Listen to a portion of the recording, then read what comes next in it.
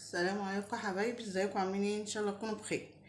هنعمل مع بعض النهارده معجون ليمون. انا سمعت شفته، مش هوريكم انا اللي هصنعه من مزاجي يعني، بس قلت ونجربه مع بعض. دول شويه ليمون، قشر ليمون، حتى حطيت عليهم كام ليمونه كده كانوا سلام. شوفوا يعني سويتهم لحد ما بقوا معجون كده. فاحنا هنسويه، سويناه كويس، وشوفوا الصوص بتاعه عمل ازاي. هنحطه في الخلاط نضربه، وهنضرب معاه ايه بقى. سويناه هو معلقه كبيره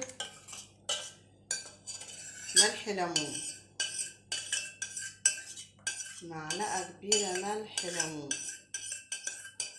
وهنحط معاه كمان معلقه كبيره. هما دول شويه صغيرين، هي اللي انا شفت عاملاه كانت حاطاله ايه معلقتين، لانها كانت عامله كميه كبيره. دي معلقه كربوناتو كبيره، ونص كوبايه خل.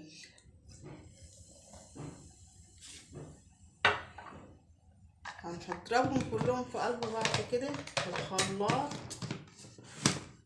وهنقول ايه وهنشوف النتيجه. والله النتيجه طلعت حلوه، هنزله لكم. ما طلعتش حلوه مش منزلين.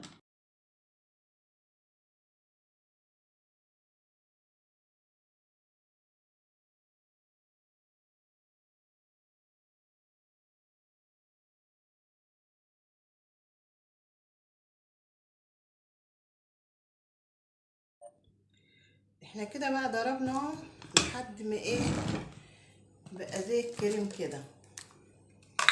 هنشوفه بقى مع بعض كده. هنحطه في برطمان، لان هنستعمله بقى ايه. دي الرغوه بتاعت الرغوه بتاعته. شوفوا مرغي ازاي، وهو ده بقى المطلوب اهو.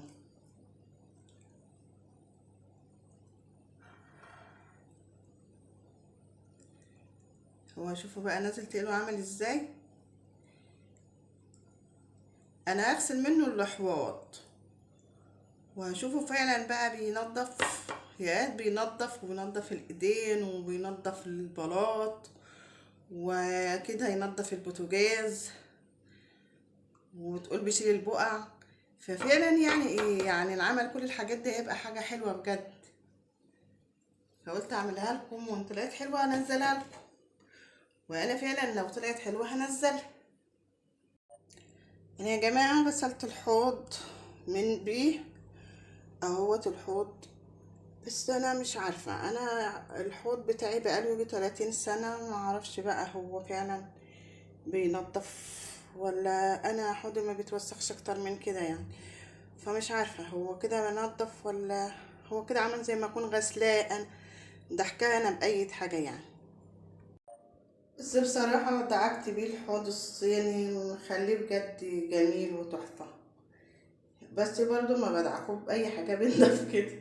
فهو حلو يعني، هو انك تغسلي بيه هو لوحده كده وبينضف بالطريقه ديت حلو جدا جدا يعني، مش وحش، جميل.